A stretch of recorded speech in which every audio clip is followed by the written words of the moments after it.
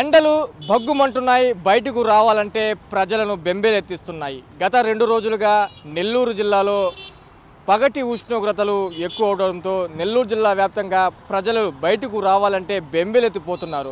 ప్రస్తుతం మనం నెల్లూరు జిల్లాలోని ప్రధాన సెంటర్లో కేవీఆర్ సెంట్రల్ బంక్ దగ్గర ఉన్నాం. ఎండ దాటికి ప్రజలు బయటికి రావాలంటే ఇబ్బందులు పడుతున్నారు.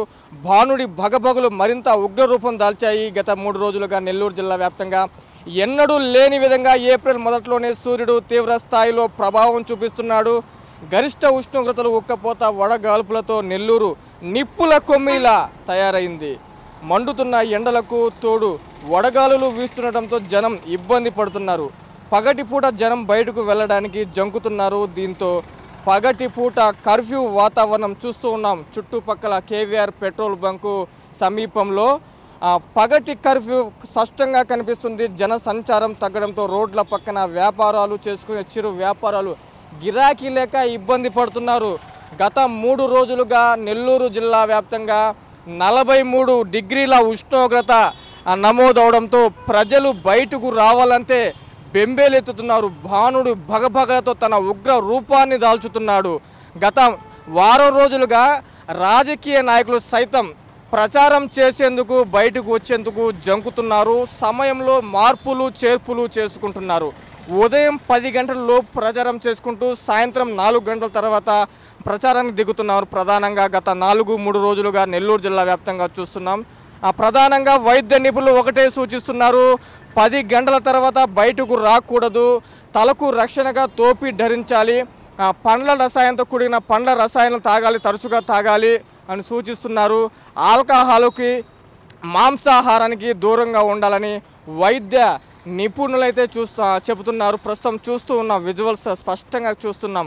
ఇది నిత్యం కొన్ని వేల మంది తరచుగా నిత్యం కిటకిటలాడేటువంటి ఈ యొక్క కేవీఆర్ పెట్రోల్ బంక్ సెంటర్ ఎండ ధాటికి ఒక్కసారిగా నిర్మానుష్యంగా మారిపోయింది. ప్రధానంగా చూసుకున్నట్లయితే వ్యాపారస్తులు కావచ్చు, ఇటు దుకాణాలు సైతం మూసివేయడం చూస్తూ ఉన్నాం. ప్రధానంగా చూస్తూ ఉన్నాం. అయితే ఒకటే ఇప్పటికే వైద్య నిపుణులు సూచిస్తున్నారంటే ప్రధానంగా బయటకు రాకూడదు. గత 3 రోజులుగా వడగాల్పులు ఎక్కువగా ఉన్నాయి. నెల్లూరు జిల్లా కూడా ఆ వడగాల్పులలో ఉంది. ప్రధానంగా భానుడి భగభగలతో తీవ్ర ఇబ్బంది పడుతున్నారు. ఇప్పటికే వడదెబ్బకు నెల్లూరు జిల్లాలో తీవ్ర అవస్థతో ఎదురవుతున్న వేడి వడగాల్పులు ప్రధానంగా చూసుకున్నట్లే వడగాల్పులు సైతం జనాలను ఇబ్బంది పెడుతున్నారు. కొంతమంది జనాలు కూడా సేద తీరుతున్నారు, తల దాల్చుకుంటున్నారు. ప్రధానంగా ఆర్టీసీ బస్సులో కూడా తలకు రక్షణగా టోపీ లేదా ఆర్టీసీ బస్సులో కూడా టోపీ ధరిస్తూ చూస్తున్నాం. కనీసం ఆర్టీసీ డ్రైవర్లు కూడా ఆ టోపీ ధరించడం కూడా చూస్తున్నాం.